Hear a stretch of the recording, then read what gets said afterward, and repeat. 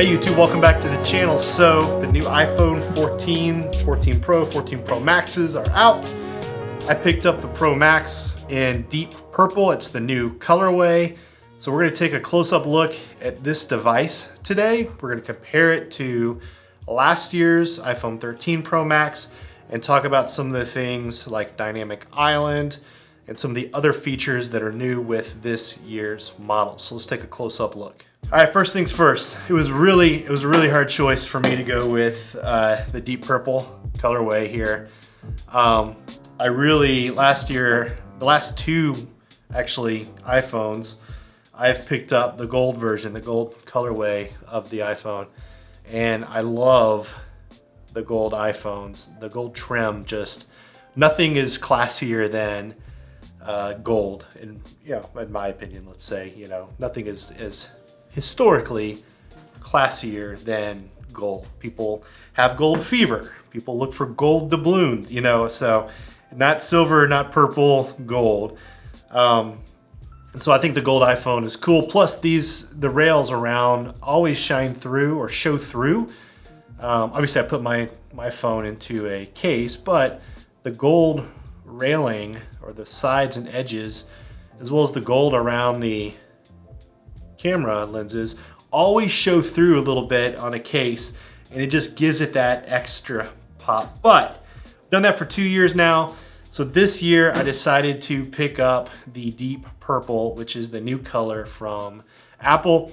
And I will say this, it's different, but I like it. Now obviously you could say, hey, you're gonna like it no matter what because you ordered it. I would be honest, if I wasn't as happy with it, obviously I'm gonna put a case on it, so most of it's gonna be hidden most of the time. But I do like the deep purple color. It's not too purple, it's somewhat understated. And depending on how you get it in the light, sometimes it's actually a very much darker color than it is a lighter color. Now overall, would I say that deep purple overtakes gold in my book? I don't know. I would probably, if I had to be honest with you, I would say no. I do like the gold rims. I don't like on the gold models how the backing is lighter. It's almost like a white model. I do like the darker color of the deep purple, but still I think this color has turned out really nice and I'm actually very happy with it. So a couple things before we get into some of the features. Let's just take a quick look at the comparison in camera sizes. So there is a difference. It's a little hard to see when I have them up close to one another, but let me see here from the side, maybe you can tell a little bit more. Essentially, the new cameras are definitely deeper, or they stand out more from the back of the phone case. It's definitely it is a larger camera model. So if you notice, the iPhone 13 Pro Max here comes about halfway over the case, and this juts out a little bit farther, more than halfway across the back of the phone. Sorry. So the camera module is a little bit larger on this one. They've basically given up on the idea of having a flat back to device. So no matter what you're gonna do, you're gonna get a lot of shape there from that camera module sticking out along the back. So I can say this though, I do like the deep purple. So if that's something you're considering, here's a couple shots up close for you.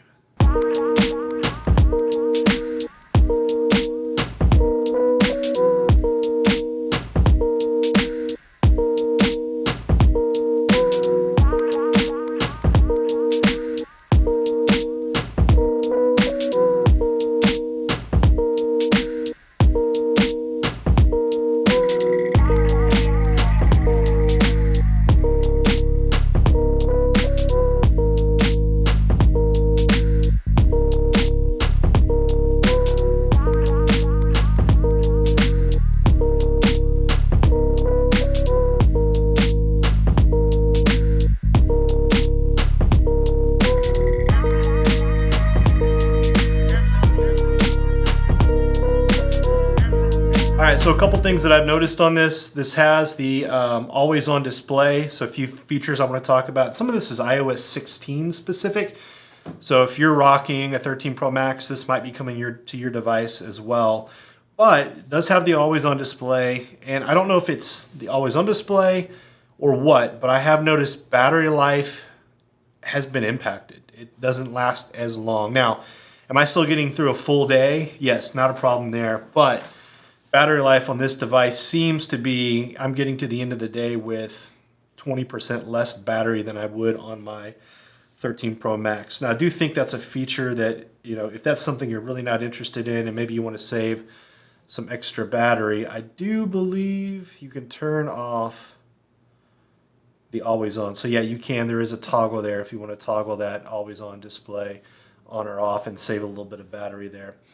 The other thing is this also features the depth effect. So this is what the always on display looks like here. It's kind of grayed out the background of behind it. And then if I tap it, you'll notice that this building that's in the foreground of the photo rises above the clock. So the clock hides behind it. So that's that depth effect on the new lock screen, which is cool. But I will throw this out there. I've had a lot of issues finding photos that actually work with the depth effect. So it seems like it really has to be something very stark or striking like this to where your foreground subject, this building in this example, really stands out. I've tried a lot of different photos and they just don't work. Now, one thing that I love about the new lock screen that I'll share with you real quick, it's actually I'm gonna long tap on that. I'm gonna hit customize and I'm gonna go in and I love the widgets. So I'm gonna go ahead and add a widget here, add my calendar. We got a soccer game coming up later today and I'm gonna hit done. And there we go. So if you notice, I've got my next appointment showing up on the front of the screen is that widget. And I love the fact that we can get more information now on our lock screens, more information that's actually useful. However, if you notice that depth effect went away. So if you add widgets across here, I don't believe the depth effect works. So if that's something you're really interested in, to me, it's cool. I'd love for it to work with widgets, but it doesn't seem, the things that I've seen on Reddit and other sites, it doesn't seem like the depth effect works if you're using widgets, so just keep that in mind. The other thing that's pretty cool is your controls actually show up on the bottom of the screen. So if I pause that real quick, and then let me lock the phone. So if you notice, before it used to show up more in the middle of the screen and it would hide essentially the photo more. Now your notifications, your alerts, or if you have a music player active, that shows up at the bottom of the screen. And I do like that. So I really like how they've changed the layout of the lock screen. And really that's an iOS 16 thing, not necessarily a 13 Pro Max, but just something I thought I would point out to you. The other little tiny change that they've made that I really like is, so when I look for apps, if you notice my homepage is pretty bare. I do have some folders with some key apps right here. But one of the things I typically do is I'll scroll down and then I'll search. But what they've done is they've added a little search button there now, so it makes it even easier because I just go in and I'll type in the name and then hit the app name from there. So I use that search feature a lot. That's a personal thing. And before you just swipe down, which swiping down still works, but sometimes I would accidentally hit an app or something and I wouldn't get a swipeable space. So now they've just added a nice little search button that just pops that up for you, which is pretty cool. One other thing real quick in terms of the new iPhones here, people have kind of complained about the eSIM. So there's no longer, from the US, like I am, down here in Texas, there's no longer a SIM tray. So on last year's model, the SIM tray was right next to the volume buttons. So I'll bring that down there, right here. And so that is no longer there. So they've gone to what's called an eSIM or an electronic SIM. And some people have had problems switching from a physical SIM to an eSIM. My setup was very easy. It took just like 2 or 3 minutes. The phone did it on its own, no issue at all. But I am with AT&T. So I've heard that if you're with a carrier that isn't one of the main large companies like AT&T or T-Mobile or Verizon, that some people have had issues with that eSIM transition. So a couple more things that I'm really loving about, and really these are, I guess, iOS 16. Well, actually, this next one is a it's an iPhone 14 feature, 14 Pro really feature. And I don't know that I'm saying I'm loving it. I haven't really used it that much, but the whole idea behind this thing called Dynamic Island. We click on. Oh, here we go. There we go. Case and battery life. The new So now if I scroll up to my home screen, you can see that in the Dynamic Island up here, the little area where your FaceTime camera is, it shows the app that I'm using, and I can just click up to get right back to it. Or I can click, can you tap and hold? Yeah, I can tap and hold and a little player comes up. So that's kind of cool. I'm not going to say it's the most useful thing in the world or really a reason to buy the iPhone 14 Pro Max, but it is a difference. And on the screen, actually, you do have a different, as opposed to before you had the notch at the top, you know, you now have essentially a pill-shaped cutout. So it gives you a little bit of extra screen back. You do see, if I go into, let's say, YouTube, you do see video content. Let me turn the volume down here. There we go. So if I play that, go full screen. So you do see the video content in that little area that you get back now. So it does take up a little bit less real estate, and then the notch, you know, which is nice, but it's not a ton of extra space. You know, obviously it's new, so I think it's cool.